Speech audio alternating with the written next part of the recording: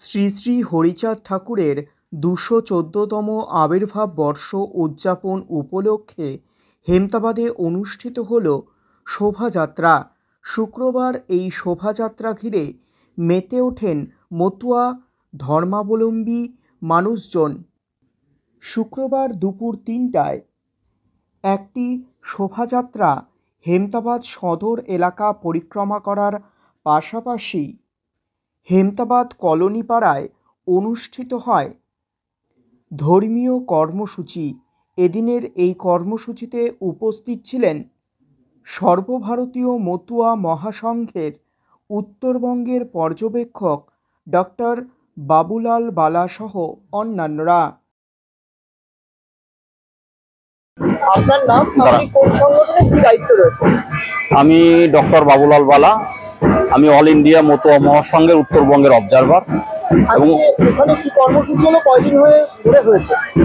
এটা আপনারা জানেন যে এই যে মতুয়া ধর্ম, এই মতুয়া ধর্মের যিনি প্রবর্তক পতিত পাবন পূর্ণ ব্রহ্ম শ্রী শ্রী হরিচাঁদ ঠাকুর, তার ২১৪তম আবির্ভাব বর্ষ উদযাপন উপলক্ষে এখানে প্রতি বছরই ৩ দিন ব্যাপী বিশ্ব মতুয়া ধর্ম সম্মেলন হয়। এবং শেষের দিন আমরা যেটা করি সেটা হচ্ছে মতুয়া ধর্মের যে মেসেজ, যেটা বিশ্ব মানবতাবাদী ধর্ম, সেইটা প্রচার এবং প্রসারের জন্য এখান থেকে আমরা একটা বর্ণাঢ্য শোভাযাত্রার আয়োজন করি। সেটা গোটা হেমতাবাদ পরিক্রমা করে আবার এখানে এসে শেষ হয়। আজকে সেটাই করা হলো।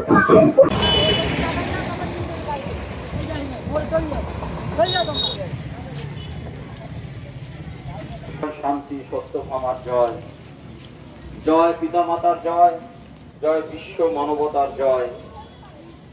প্রিয় অবগত আছেন, এই দক্ষিণ হেমতাবাদের হরিচাঁদ কলোনি প্রচুর সমর্থের মধ্য দিয়ে 3 দিন ব্যাপী যে বিশ্ব মতুয়া সম্মেলনের আয়োজন মতুয়া মহাসংঘ উত্তর দিনাজপুর জেলা কমিটির উদ্যোগে আহ্বান এবং হেমতাবাদ হরিচাঁদ কলোচাঁদ ঠাকুরের ২১৪তম আবির্ভাব বর্ষ উদযাপন উপলক্ষে আজ আমরা এক ঐতিহাসিক পদযাত্রা সমাজের সঙ্গে ভাগ করে নিতে চাই।